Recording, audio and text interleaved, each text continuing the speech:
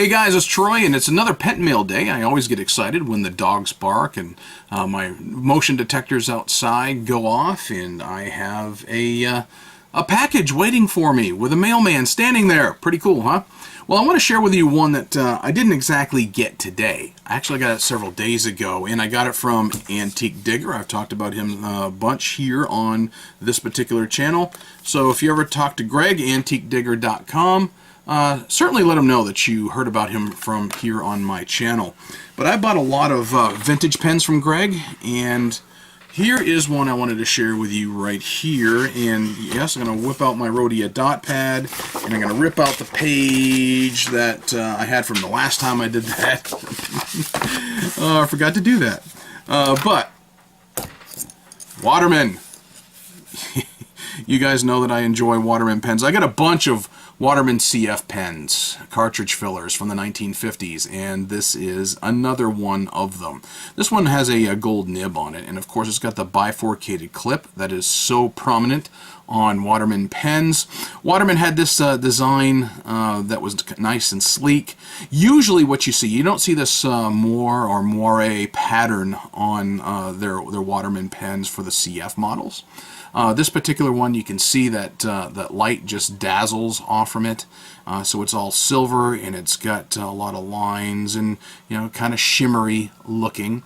And that's the reason I got this particular one. And in addition to that, it's got a gold nib to it. So those two together, rather than just being a steel nib, are the two reasons why I went ahead and decided to pick up this particular pen. Paid just a little more than I thought I would, but still, I do enjoy a good Waterman. So wanted to see how that one was. In addition to that, it came with a matching ballpoint. Usually when I see Waterman CF pens, it is a pencil that goes along with it. This happens to be a ballpoint. There's a downside to this, and I'll show you that here in just a little bit, though. And it does have, from what I can tell, some personalization on the flat of the end of that cap, which doesn't bother me whatsoever. I mean, you'd have to really look for it in order to see it.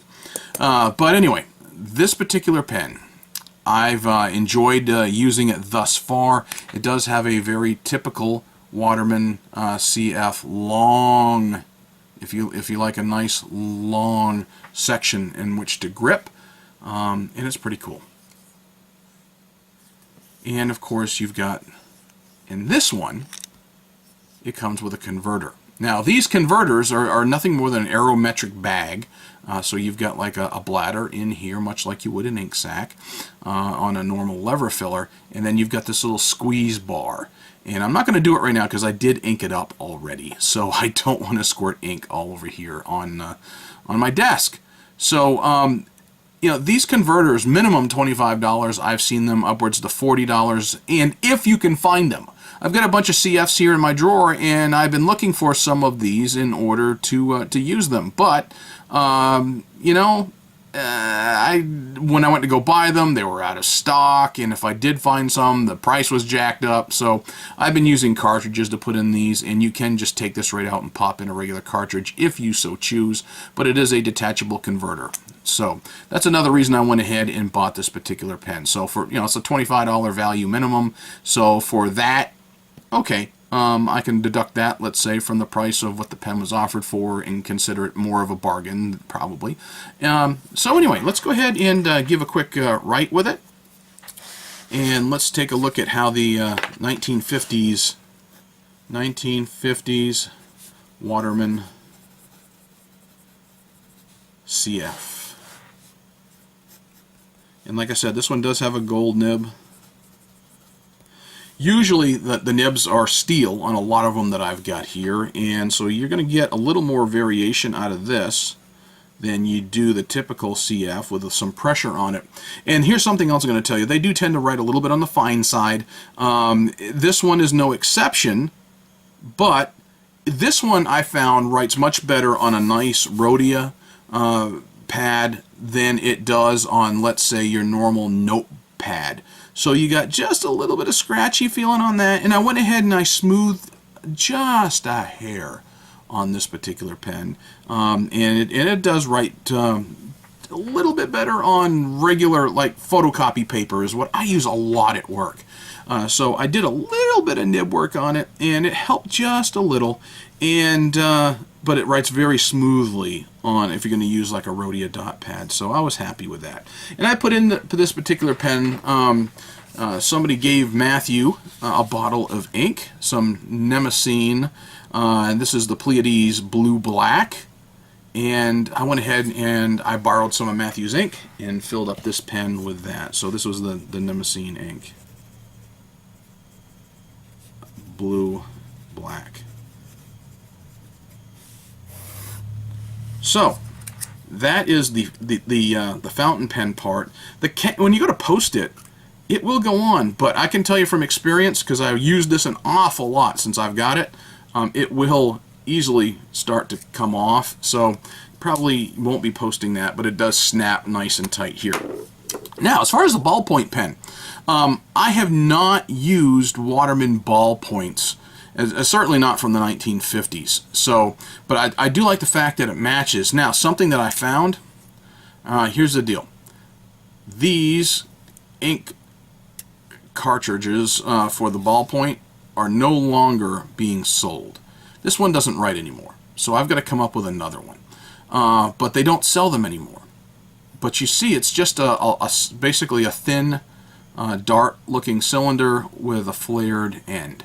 I did see a video of somebody who took a cross refill, hacksawed it off, put this into a power drill, ran the drill in reverse against a metal surface until the end flared. Well, I ordered some cross cartridges. I've got a cross pen, and I doubt I'm just going to take the refill out of it, but we'll see how it does. See if I can actually get this thing to write so I can carry a matching ballpoint along with my CF. Alrighty? So, there is that. Then there is this. This showed up today. A plain white box. Well, let's see. That really doesn't tell you much. It tells you something's black, and it tells you not much else. So, this is something that has actually been on my list for a while. That should tell you a little more. Okay, it's a Lamy. Well, what kind of Lamy comes in a box like this? I'm used to Lamys being in much smaller boxes than that. I'm going to tell you here in just a minute. I found that this does open a little hard. Aha! Look at that. Yay, it's a Lamy Dialog 3. This has been on my wish list for a little while, so I finally broke down and got one because I found one at a really good price. About $80, $70 cheaper than I'm used to seeing them, brand new. I didn't get the piano finish. As much as I liked the piano finish, which it was a black lacquered look to it, they're really pretty. This one here is the black matte finish, and actually I like the black matte finish on it, so I decided I'm going to go that route. I'm not going to spend the extra to get the piano finish to it, and I'm happy with how that looks. No problem whatsoever with that. Now, it's a safety pen or a retractable pen. This is nothing new, by the way. For those of you, I mean, for 100 years they've been around. I've got a Waterman safety pen right here that I had purchased and had restored. And you notice there's no nib there. And the nib, voila, there she is. She comes out. For those of you who are familiar with a Pilot retractable or a Pilot vanishing point, same kind of concept. This particular one, and I'm going to take this off the clip, this particular one, instead of click click like you would on the Pilot, a quick twist, and there she is. Boom. Boom. There it is. And in addition to that, if you here's how you twist the other way, and it unscrews, and you've got the converter that's kind of built into it, and you can unscrew and pull that out all together, so you can go ahead and fill it. So you've got the converter. I do not have this inked up yet. I just got it in the mail here just a little bit ago, So I'm going to show you, after I ink it up, how she writes. Okay, I'm back. I have inked up the Lamy Dialog 3, and just holding it, one of the first things that you notice is that you're definitely holding a good hefty pen. It's got a good girth to it, it's got a good weight to it, so it's not a lightweight pen whatsoever, which is not a bad thing. I mean, I don't mind having a good, decent weight pen. It's definitely, this is a lightweight pen you don't even know that you're holding, but this one, definitely a metal, thorough, hard, sturdy pen. So that's one good thing I like about it. I went ahead and inked it up off camera with one of my new favorite inks. Now, Birmingham Pens offers several black inks that have become my favorites. This is one of them, the Edgar T. Steelworks Coking Coal Black. It's a good dark ink. It behaves well. It writes well. So this is one of my new favorites. I'm going to have to order more of it because I keep using it out of this bottle. And the other one is the Allegheny Arsenal Gunpowder Black, which is more of a really, really dark charcoal. I like that as well. It behaves great. It cleans up well. So Birmingham Pens has got some decent black inks, and I am a fan of theirs and have been since I first discovered them. And I noticed a lot of other people have discovered them thereafter, so good for you guys. All right, so let's go ahead and you're going to watch me write with this for the very first time. It's got a good girth to it. If you like a good wide grip on a pen, now granted, it's not ribbed, it's not textured here at the end. Some people criticize the vanishing point because you got the clip here and you have to hold on either side. If you got a funny grip or a different grip, it may bother you.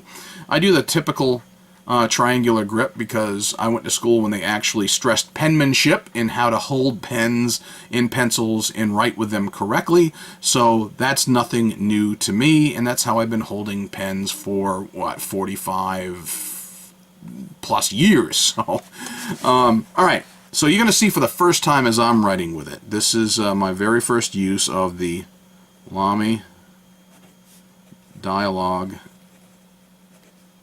3. This is, like I said, this is my very first use of it. The first time the pen's been inked to use. So let's see how she does. It's a very smooth writing pen.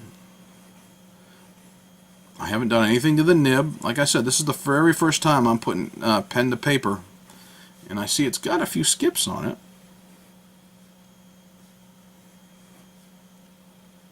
You can get some good line variation out of it, though. But I see a few skips here when I was doing the loops, and a few over here. So, what I have found sometimes with pens is the more you use them, the better it flows. But let's give it a shot. Okay, so if you got a light touch, I'm seeing some skipping here.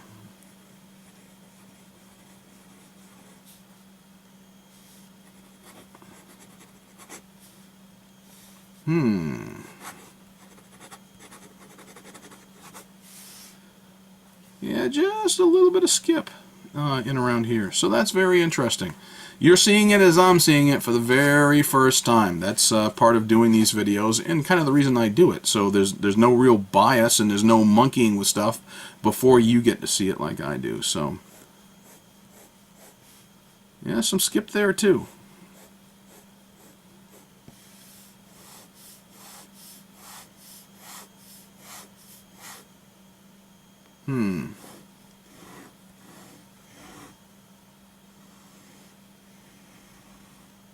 Upward stroke, definitely not a whole lot on that upward stroke, so I'll take a look at that nib, see if there's anything that's slightly out of alignment there, and I'll check that out a little further. But alright guys, that's what I've got.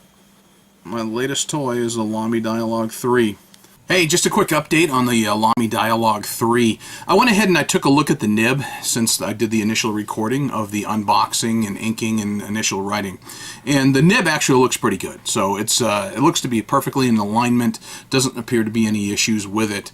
I had a feeling maybe it's just the paper, because not every pen likes every paper. It's just like I showed you that Waterman CF wrote better on Rhodia paper than it did ordinary everyday notebook paper like this. So I went ahead and I started writing with it on some notepads that I had, and I found actually this did perform better. The Lamy Dialog 3 did perform better on ordinary paper. So let's see how it does on an ordinary notepad that you might pick up at your local office supply store. So the Lamy Dialog 3. It's not Dialog, it's Dialog 3. So let's see if she does better. She does do better, and I'm assuming a couple of things. Number one, this paper is a little more absorbent than the other. It's a lot cheaper paper. It's not as slick, so the ink doesn't stay on top and gets absorbed a little more. So it does do a little better, but you still get every so often just a little bit of skip. So let me do a little more, because I've done some, like I said, on a notepad that I keep on my desk and I write lists on and I use as a scratch pad. So let's see, on this one you definitely get some feathering because it does put out a lot more ink, and you can see on normal everyday paper that you are going to get some bleed on it. So, which may actually be to the advantage, but you see every so often just a little skip. So like that. So we'll see if this does any better in the future. And L's, you know, got a little skip there. L's are one of those things that I actually write a lot, considering my last name. So anyway, that's the latest update on the Lamy Dialog 3, so I may play with it yet some more.